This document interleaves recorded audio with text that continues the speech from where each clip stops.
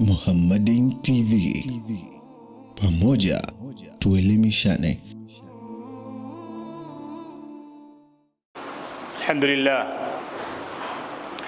Alhamdulillah alladhi kana bi'ibadihi khabiran basira.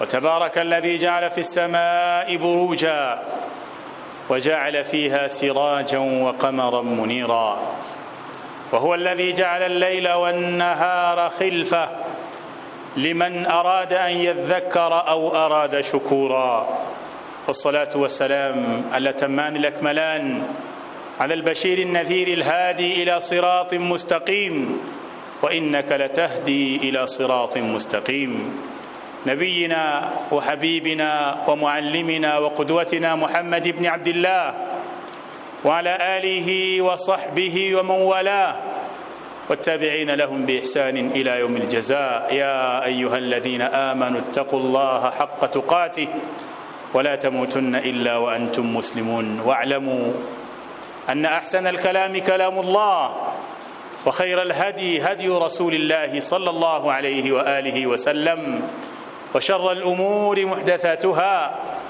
وكل محدثة بدعة وكل بدعة ضلالة وكل ضلالة في النار أجارني الله وإياكم من البدع والضلال والنار. أيها المسلمون عباد الله, nirudie tena kuihusia nafsi yangu dhaifu pamoja na kuwahusia nanyi juu ya kumcha Allah azza wa jalla. fattaqullaha ibadallah wattaqu yawman turja'una fihi ila Allah thumma tuwaffa kullu nafsin ma kasabat wa hum la yudhlamun. يقول الحق تبارك وتعالى إن في خلق السماوات والأرض واختلاف الليل والنهار لآيات لأولي الألباب الذين يذكرون الله قياما وقعودا وعلى جنوبهم ويتفكرون في خلق السماوات والأرض ربنا ما خلقت هذا باطلا سبحانك فقنا عذاب النار ربنا إنك من تدخل النار فقد أخزيته وما للظالمين من أنصار. الآيات. Hakika kila mmoja anatambua ikiwa leo ni tarehe 2 ya mwezi wa kwanza Januari mwaka huu 2026,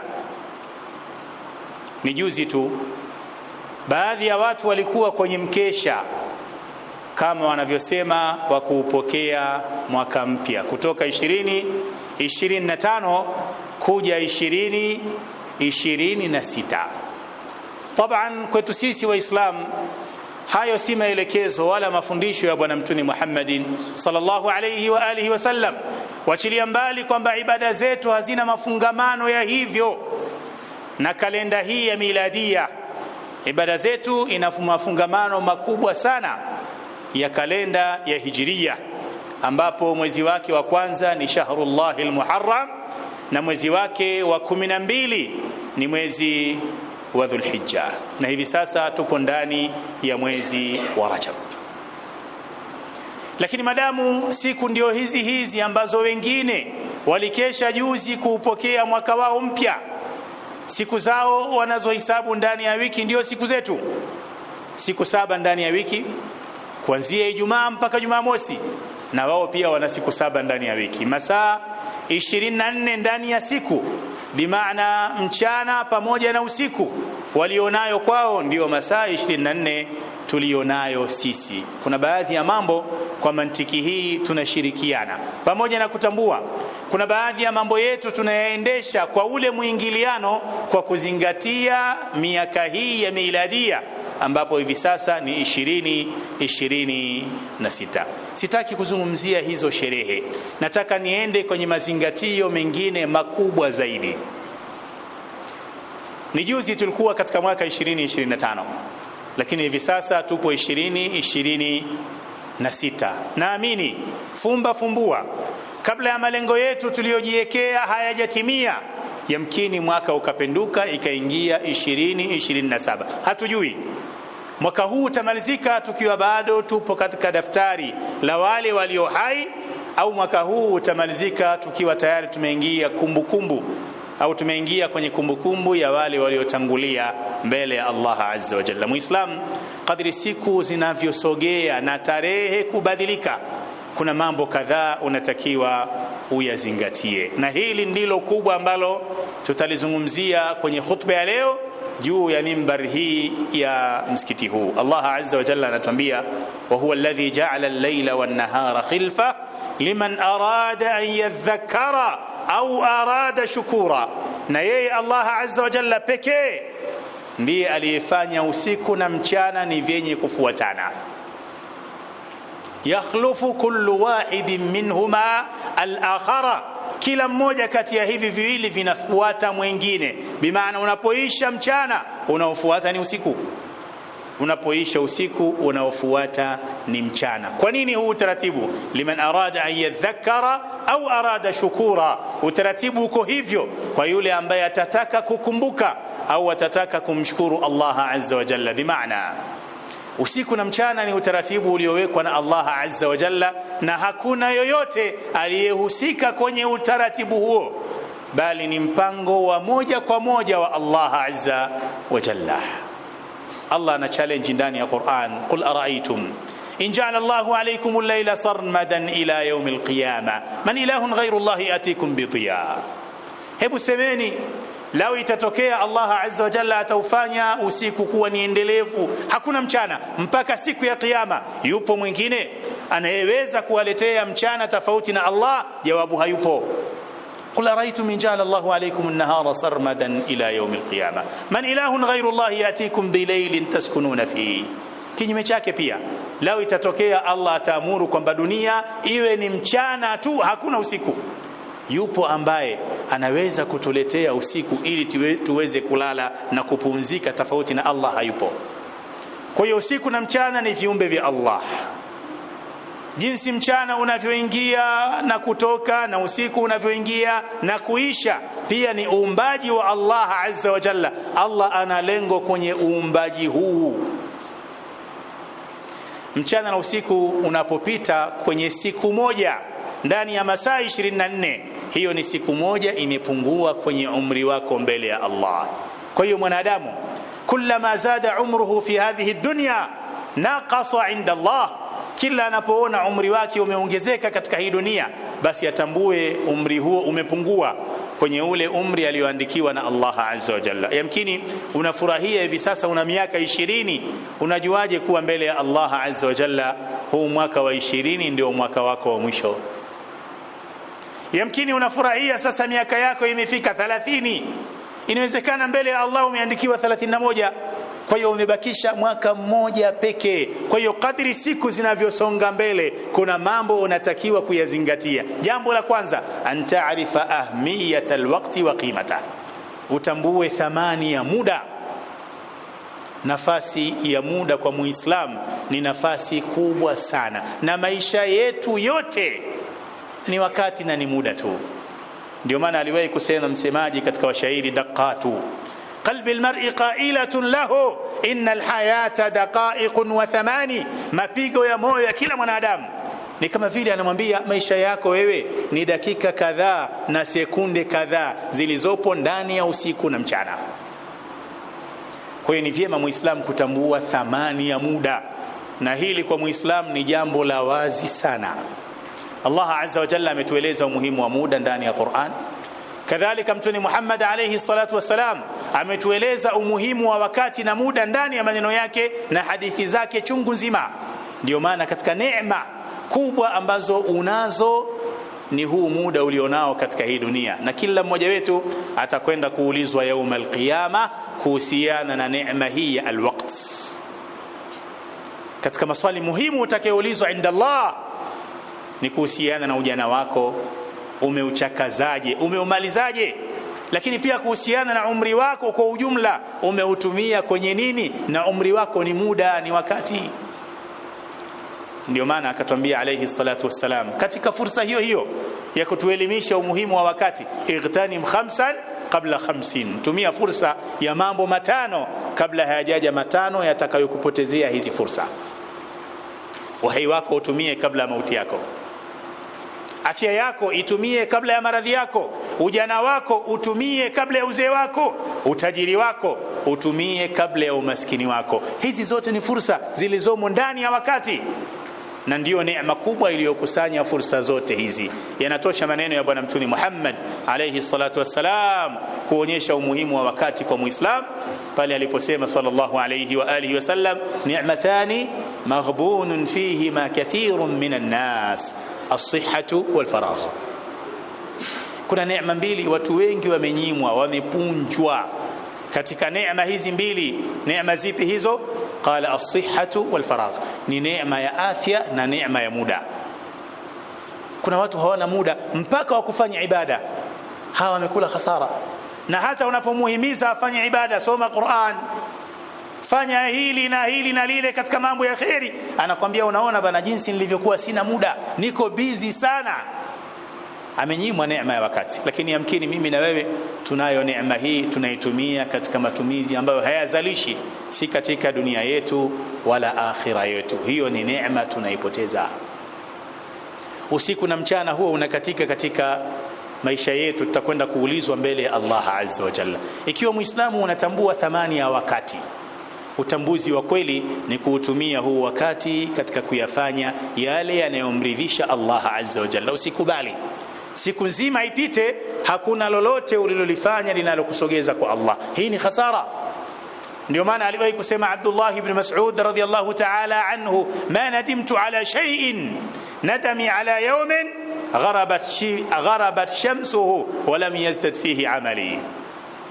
Sijawahi kujuta majuto makubwa kushinda majuto ninayojuta juu ya siku ambayo jua lake limezama. Siku hiyo imeisha, umri wangu umepungua kwa siku hiyo kumalizika, lakini sina chochote nilichokifanya kinachonikurubisha kwa Allah azza wa jalla. Hii ni hasara.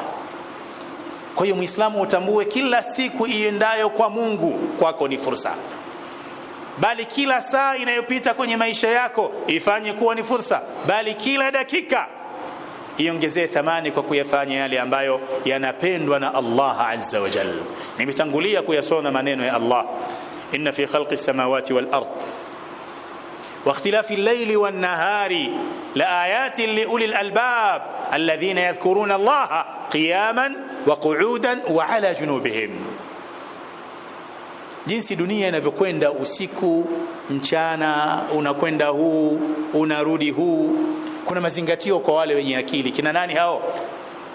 Wale ambao wanatumia muda vizuri. Alladhina yadhkuruna Allah qiyaman wa qu'udan wa ala junubihim, ni wale ambao wanamtaja Allah azza wa jalla, wanamkumbuka Allah azza wa jalla qiyaman, wakiwa wima hawaachi kumkumbuka Allah, wa qu'udan wakiwa kitako, wakiwa wamekaa pia hawaachi kumtaja Allah, wa ala junubihim, na hata wanapokuwa wamejilaza na kujinyoosha ndimi zao hazikauki kumdhukuru na kumtaja Allah azza wa jalla. Bimaana ni watu wa ibada fi kulli hinin wa waqt, katika kila muda na katika kila wakati, kwa sababu wanatambua dakika inayopita kwenye maisha yao hairudi, siku inayopita hairudi, mchana unaopita haurudi, na usiku unaopita kadhalika huu hautarudi tena kwenye maisha yako. Al-lailu wan-naharu ya'malani fika fa'mal fihima, al-lailu wan-naharu ya'khudhani minka fakhudh minhuma. Usiku na mchana unapopita umekwenda na sehemu katika maisha yako, na wewe usiuache huo usiku na mchana uende bila ya kuchukua sehemu au kuupa sehemu katika mema yako, kwa sababu kila siku ni hazina ambayo tunaweka humo matendo yetu. Kama tutaweka mema tutakwenda kufurahia siku ya kiyama, lakini kama tutaweka matendo machafu na maovu tutakwenda kujuta mbele ya Allah azza wa jalla. Ukiziangalia ibada nyingi kama sio zote ambazo waislamu tunazifanya zimewekewa nyakati maalum ndani ya usiku na ndani ya mchana, kumaanisha kwamba mchana unatakiwa uutumie kwenye khairi, kadhalika usiku uutumie kwenye khairi. Isome kwa mfano kauli Allah azza wa jalla, aqimis salata liduluki shamsi ila ghasaqil layli wa qur'an al-fajr inna qur'an al-fajr kana mashhuda. kwenye siyam, wakulu washrabu hatta yatabayyana lakum alkhayt alabyad min alkhayt alaswad min alfajr thumma atimmu as-siyama ila al-layl. Aya ya kwanza inazungumzia nyakati za sala, ambapo Allah azza wa jalla anatuambia inna as-salata kanat 'ala al-mu'minina kitaban mawquta, hakika swala kwa waumini ni fardhi iliyowekewa wakati maalum.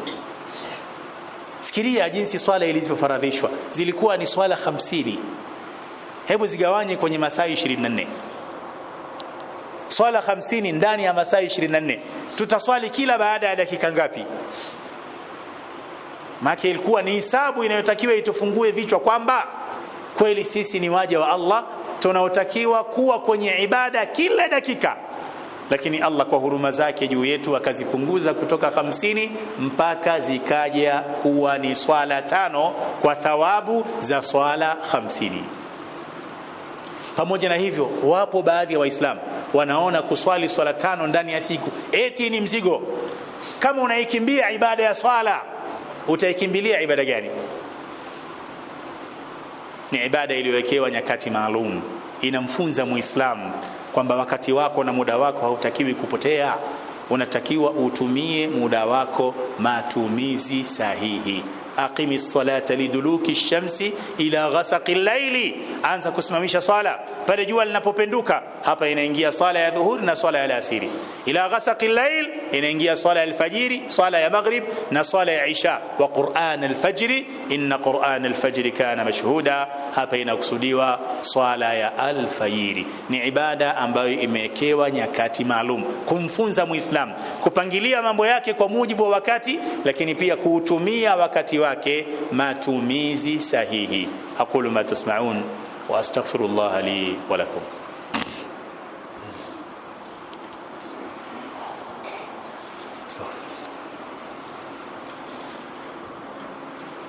Alhamdulillahi rabbil alamin, wassalatu wassalamu ala almab'uth fina rahmatan lil alamin, nabiyyina Muhammad ibn Abdullah wa ala alihi wa sahbihi ajma'in والتابعين لهم بإحسان إلى يوم الدين. ثم أما بعد أيها المسلمون عباد الله, katika yale ya kuzingatia kwa mujibu siku zinavyokwenda kasi, ni kila mmoja wetu apate nafasi ya kuifanyia tathmini nafsi yake, ili jana yako isiwe sawa na leo yako, na leo yako isiwe sawa na kesho yako.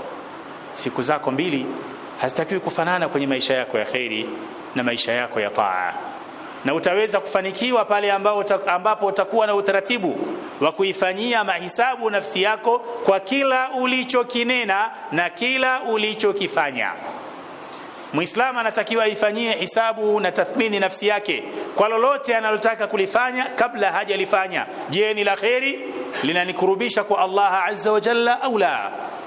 Likiwa ni la khairi lifanye, likiwa ni la shari liache.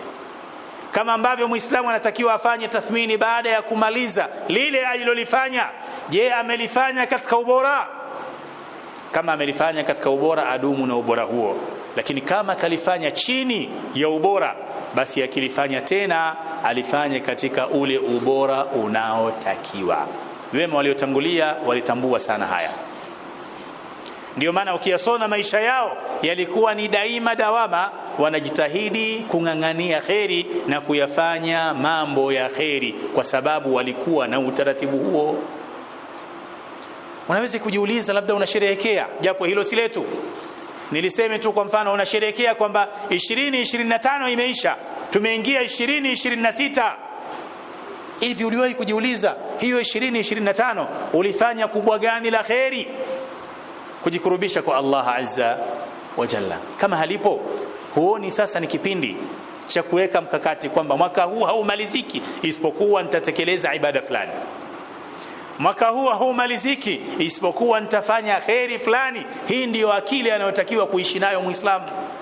Kama ambavyo upande mwingine, angalia 2025 imeisha, nimefanya madudu gani? Nimemkosea wapi Allah azza wa jalla, ili usirudie hayo madudu katika mwaka huu wa 2026.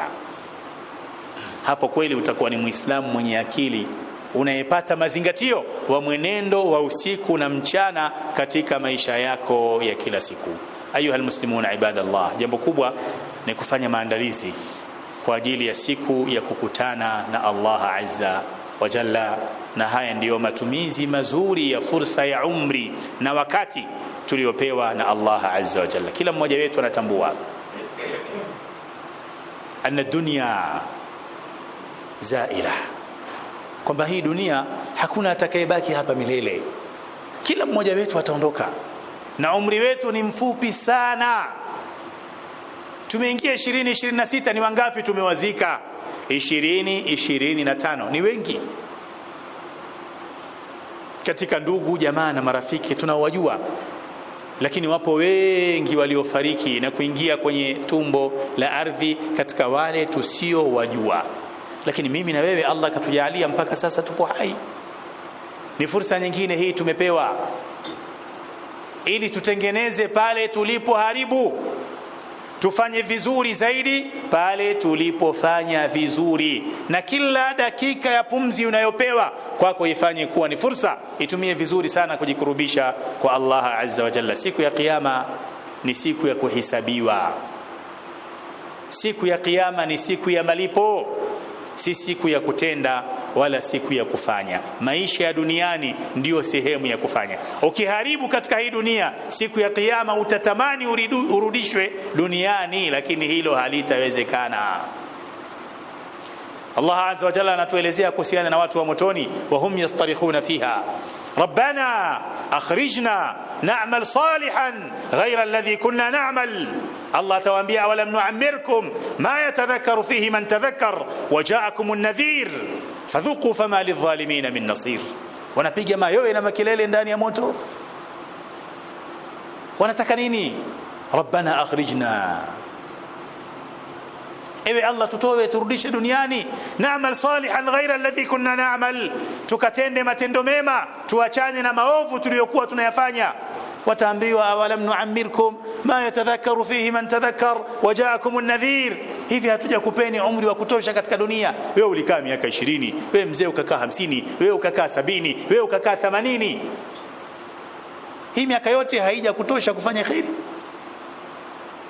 Lakini zaidi ya hapo, wajaakumun nadhir, akakujieni muonyaji. Mitume ya Allah ilikujieni, lakini pia waonyaji wa ishara kama vile umri kutangulia na mvi kuonekana, kwamba wewe sasa ndio unamalizia maisha ya dunia, zunduka. Lakini wapo baadhi ya wazee wamejaa mvi, bado wanatamani maasi, bado wanatamani madhambi, mpaka inafika wakati anakwambia ingekuwa zama zangu leo pasingekalika. Wewe mzee miaka 70 bado unakumbuka zama zako za kishenzi, bado una hamu ya kufanya maasi, utakwenda kujuta yaum al-qiyama. Lakini utakuwa ni muda ambao tayari majuto ni mjukuu. Kila mmoja atumie dakika alionayo, atumie siku alionayo kuyafanya yale ambayo yatamkurubisha zaidi kwa Allah azza wa jalla. Na kama wanavyotuambia wanazuoni, inma ad-dunya 3 ayyam, na hapa ndipo ninapomalizia. Hakika dunia hii ni siku 3 tu. Yaumul madha, siku ya kwanza tayari imepita, ni jana, hii hairudi tena. Wa yaumun anta fihi faqtanimhu, na siku ya pili ndio hii siku ambayo upo ndani yake, itumie. Wa yaumun yati, na siku ya tatu ni kesho. Fala tadri atakunu min ahlihi am la, hujui hiyo kesho na wewe utakuwepo au hutakuwepo. Maana yake siku yako ni hii siku iliyopo ndani yake. Yaumuka faqtanimhu, siku yako ni siku ulio ndani yake, itumie siku hiyo vizuri. Wa huwa alladhi ja'ala al-layla wan-nahara khilfa liman arada an yadhakkara au arada shukura. Ibadallah, صلوا وسلموا على رسول الله محمد بن عبد الله، فإن الله يأمركم بذلك حين يقول إن الله وملائكته يصلون على النبي يا أيها الذين آمنوا صلوا عليه وسلموا تسليما. اللهم صل على محمد وعلى آل محمد كما صليت على إبراهيم وعلى آل إبراهيم، وبارك على محمد وعلى آل محمد كما باركت على إبراهيم وعلى آل إبراهيم إنك حميد مجيد. اللهم اهدنا واهد بنا وأصلحنا وأصلح بنا. حبب إلينا الإيمان وزينه في قلوبنا وكره إلينا الكفر والفسوق والعصيان واجعلنا من الراشدين. ربنا آتنا في الدنيا حسنة وفي الآخرة حسنة وقنا عذاب النار. وصلى الله وسلم وبارك على نبينا محمد وعلى آله وصحبه أجمعين. وآخر دعوانا أن الحمد لله رب العالمين. Muhammadin TV. Pamoja tuelimishane.